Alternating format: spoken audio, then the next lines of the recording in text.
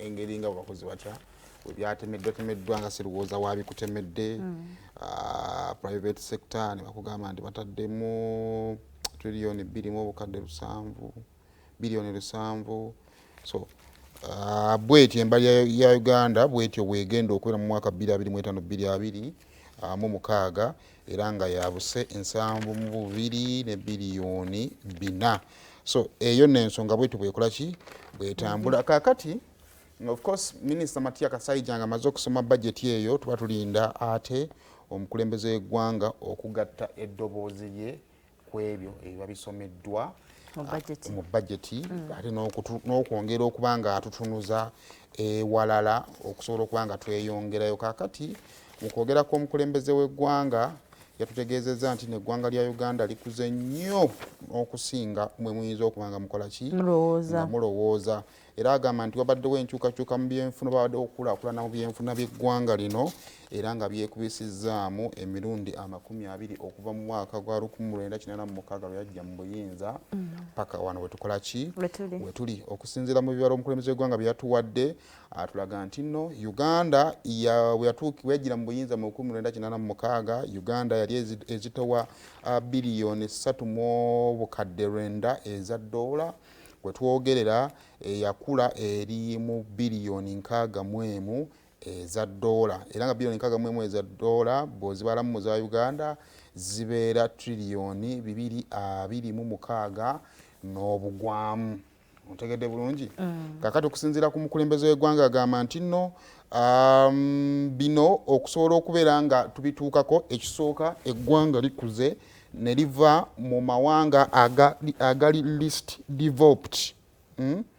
amawanga agali least developed ne gadda mu mawanga agali middle developed countries ekyo nno nakyo kyongera okuba nga kiraga nti eggwanga lya Uganda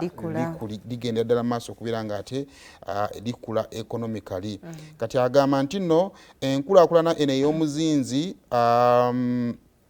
etambulira wamu n'ebintu eby'enjawulo ekisooka omuwendo gw'ensimbi value y'ensimbi obutanaabuuka kyekimu ku ebyo ebiviirako okubeera nga eggwanga likula emiwendo gy'ebintu okubeera nga gyeyongera giri maintained ekimu ekiviirako eggwanga okubeera nga ate likula okuteerawo emirimu eri abavubuka ekyo kyekimu kubireetera eggwanga okubeera nga bikula ate n'ebintu ebirala bingi nnyo naddala abamusiga nsimbi okuva ebweru w'eggwanga no mu ggwanga mwennyini okutandika okwesiga eggwanga okulisiga mu ssente zaabwe era nga okusinziira ku mukulembeze w'eggwanga nti ebyo ebikoleddwa era bye bigenda okwongera okuba nga bitunuulirwa okusobola okuyamba eggwanga lino okukulaakulana kakati omukulembeze w'eggwanga agamba nti nno by 2040 eggwanga lya Uganda ate ligenda kwekubyamu emirundi 50 era ng'asuubira nti ekonomi ya Uganda egenda kubeera ku biliyoni 5 eza dola ontegeera bulungi kakati era omukulembeze w'eggwanga yayongeddeko ebintu bingi nnyo nti okusobola okwachivinga target eyo eya biliyoni 5 eza dola gavumenti ya Uganda egenda kutunuulira ebintu ebyenjawulo bwerowooza nti nno bw'enaaba etaddeko essira wagenda okubeera nga tuwava okukulaakulana kw'eggwanga okwo kuliko agro-industrialization, kuliko mineral development, kuliko tourism, science and technology. Alowooza nti awantu awo singa aba wateereddwawo ssente eggwanga lijja sobolera ddala okuba nga ate dikulira ddala era okusinziira ku distribution ya ssente naddala mu bintu ebyo ebiyinza okuyamba omuntu wa bulijjo okukulaakulana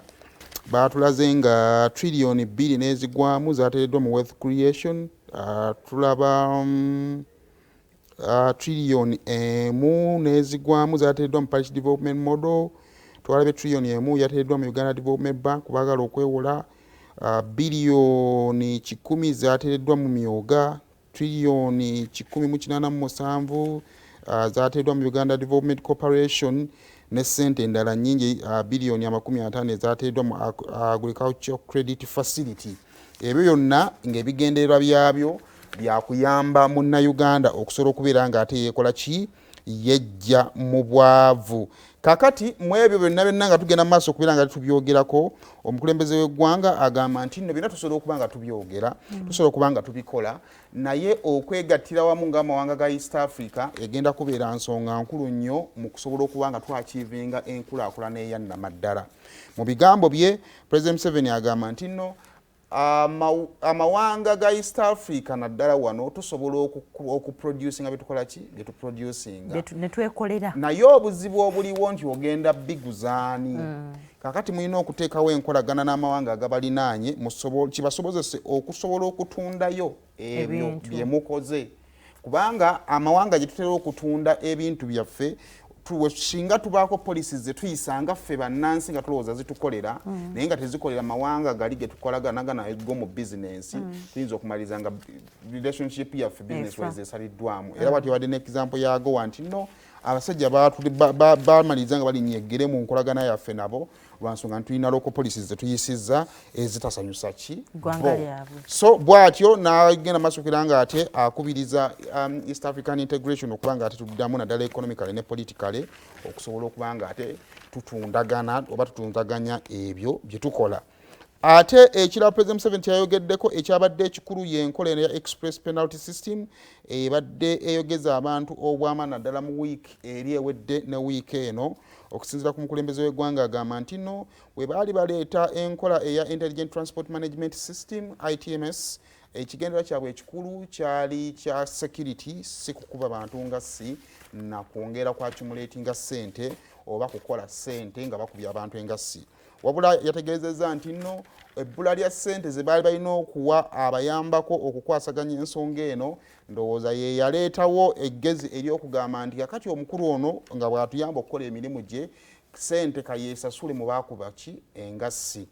Mutegedde bulungi? So kakati mu mbeera efaanaganako bw'etyo ndowooza bagenda kwongera okuba nga batunula mu tteeka mu nkola eno okulaba engeri gy'esobola okutuusa ekigendererwa kyayo ekyasooka ddala ekya security, kyokka ate n'okuyambako ku bakulu bali okuba nga baggyayo ssente zaabwe. Era ndowooza ku nooti y'emu olunaku olw'ejjo twavudde wano nga tukutegeeza nti Minisita Katumba Wamala yali adde agenda kuvaayo okuba nga ate ayogerako eri eggwanga. Kakati ensonga ya APS express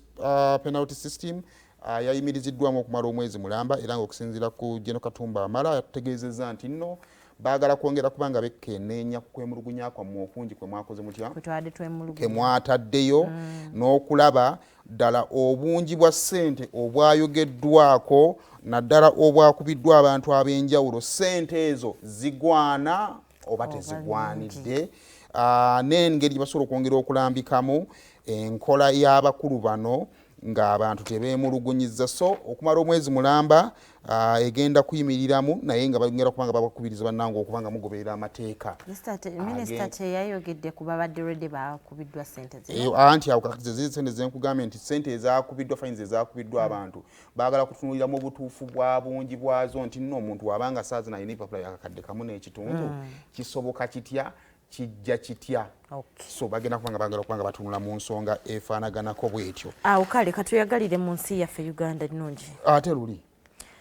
badde batadde ku peneke kale kakati awo nga tuvuddewo olunaku olw'ejjo retired Dr. Kano Kizza Besigye omuyambi